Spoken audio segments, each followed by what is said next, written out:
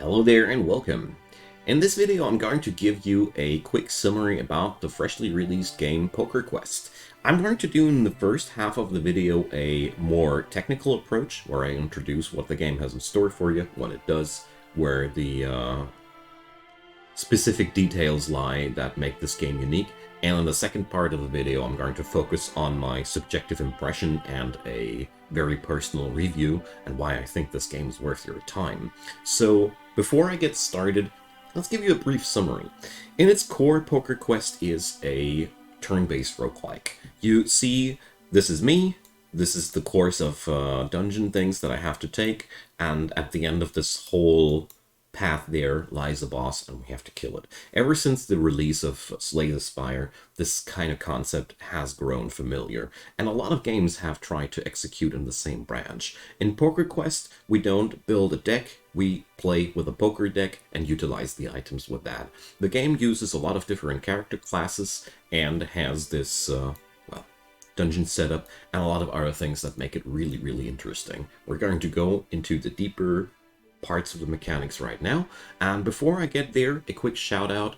There is a lot of links to support this channel, so if you like this kind of content, be my guest. Check out Patreon, PayPal, and Buy Me a Coffee as ways and means to support this channel, because as a free content creator, I have no big sponsorships behind me, I do all my work for free, and I'd personally like to stay like that. So a big thanks to all the supporters making my plans work like that. You are truly amazing, and let's get into the meat and potatoes of this game. So, we ought to select a path, and we're going to get into one battle so I can show you the combat system right away, because that's making up, of course, a big part of the game. As you see here, in the center, we have the cards. Left ones are mine, right ones are the enemy ones. Up here, we see the enemy's items, or actions, however you want to call them, how they are triggered, and what they do. As you see here, the dotted lines already explain how everything works. And down here with my character, I have my sword, I have my shield, and if I put cards into my sword, I'll deal damage.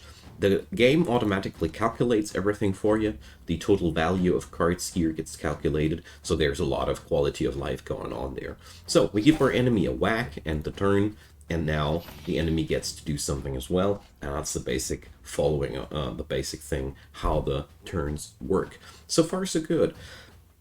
Your character also has a unique skill, shown by this blue lightning thing. So for example, the knight can stun enemies. If you use that, the enemy has no cards to use anymore, and you get basically a free turn on them. And there's also gems which allow you to draw cards. There's a food mechanic, so you also have to manage your food to get at the other end of the map.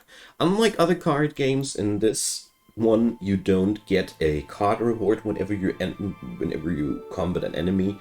Your character pretty much stays the same. Equipment is where your character will evolve. Every equipment item can be upgraded several times, and that has to be paid for in chips. Everything in this game is being paid in chips. You also can upgrade your character with these chips. These are the omnipresent currency of the game, and as you see here, every enemy has different rewards, every enemy has a different card draw pattern, and there's really a lot of goodness going on there. And what I personally enjoy about this game a lot is that it totally mixes up how the genre is being played, but I don't want to get into too many ratings here already. So you fight your way through the levels, that's nothing too special, and there are several nodes where you can do the things you would expect. You can upgrade your gear, you can upgrade your possessions, you can buy new gems, you can buy new food, you can use food to heal yourself. There's a ton of different options in there to play your game. The real cool part about Poker Quest is, at least for me, that while it does a lot of familiar things, it really feels very fresh while doing so. There's not that much more that I need to explain there. At the end of the run, we get to face a boss, and when we face the boss, we can decide whether we want to continue our run or restart. There is also a permanent unlock system inside there, so whenever we win a fight, whenever we end a run, we gain experience points, and that's unlocking new character classes. There's a darn lot of different character classes in this game included. There's also a huge assortment of different items that you can play with, and there's really a lot of different things to work with.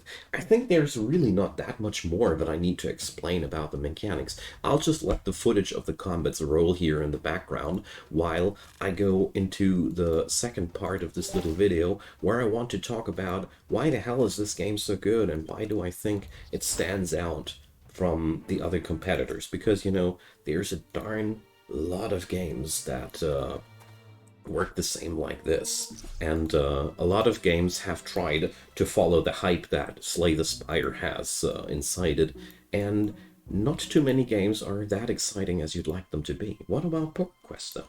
I personally think, like, first off, the approach is darn fresh. It's a very different feeling to fight games because it's all about manipulating the enemy's cards. The knight has the stun mechanic. Other heroes can change the cards the enemy has in their hands, and there's just so many ways to play the game that after a while it doesn't remind you too much of the typical Slay the Spire clone anymore, and it's a darn good thing. All in all, the other thing that I really like about this game is it is deep. There's a lot of depth in it. There's a lot of different items for your characters to use. As you see here in the shop, we have very many different items. Every single one of these items has 4 upgrade levels, so you can really set up a deck of items, although I don't want to call it a deck. It's more like an assortment of items, and you can play and design strategies fitting to your characters this way. At the same time, the real fun part that I personally think the game has in store for you is its flexibility. Here, what I'm playing here is the so-called classic mode. In the classic mode, you don't have any permanent bonuses, whereas there's the upgrade mode where you get to increase your character's base stats.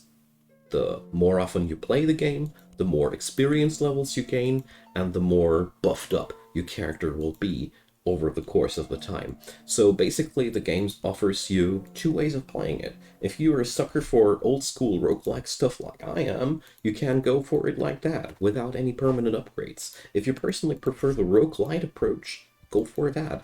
And that's something I really totally adore about the decisions of these devs, because it really makes the game playable in the way you want to. And honestly, not too many developers in these departments respect their players like that, and that's alone one thing that I really love.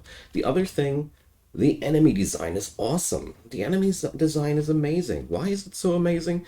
Well, the idea to let everything base around these card decks opens up a very flexible way of designing combats. So for example, here the ogre, you see a part of his cards and 2 are hidden, and his skills are, well, triggering in accordance to what's on his hand. So this guy, you have to guess whether or not what's happening. Other enemies, they show you all their cards right from the get-go, so there's no guessing. You totally know what's up there, and it's up to you to manipulate the odds. And so far, every single combat felt interesting. Every single enemy has an elite version of him, so the Toxic Mechanoid can also spawn as an elite version, for example. Most of the time they only have upgraded versions of their skills and more HP, but nevertheless, there's really a lot of depth going on for this one, and that's why I personally find myself hovering back and forth to this game, because it's a really good pastime activity. So if you like card games in general, I really warmly recommend this one, because I was taken by surprise. I didn't expect anything when I went here. I honestly got burnt out of the genre a bit, totally, to be quite frank with you. And whoopsie, that was a misclick. And when I found PokerQuest in its full release, I was ogling that during the early access. I was ready to try it out, but well, the outcome really surprises me. And the best part about it, the game is darn challenging. Playing here in classic mode, I get I get myself manhandled all the time. I mean, right now I'm playing like crap, so please don't criticize my gameplay here too much. But altogether, even if I'm trying hard, due to the nature of the game, due to the fact that everything is wired differently, I find myself having an easy time understanding how things are supposed to work, but having a hard time mastering them. And come on, that's exactly where games should be, no?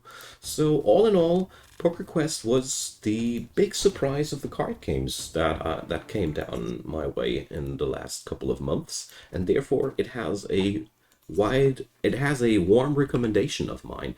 So to give you a little bit of an impression here at the end. So there are lots of different classes, like I said, and there's also a custom game mode. There's the upgrades mode. I just wanted to show you that real quick. So my experience points translate directly into points that I can invest into upgrades. So if you get frustrated because the game is too hard, here you can basically transform all your experience into bonuses to make it easier.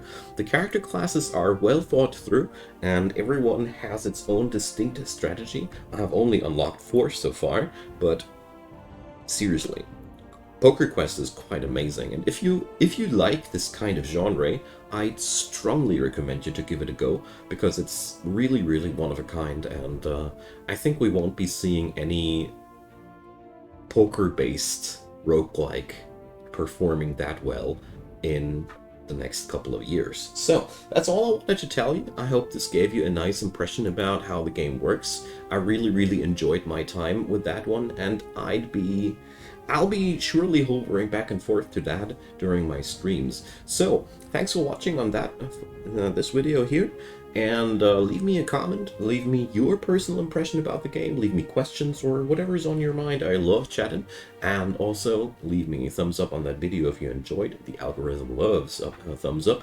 and also consider subscribing. If you like that kind of content, I do daily content, and all you need to do is hit the bell thing and you get instantly notified.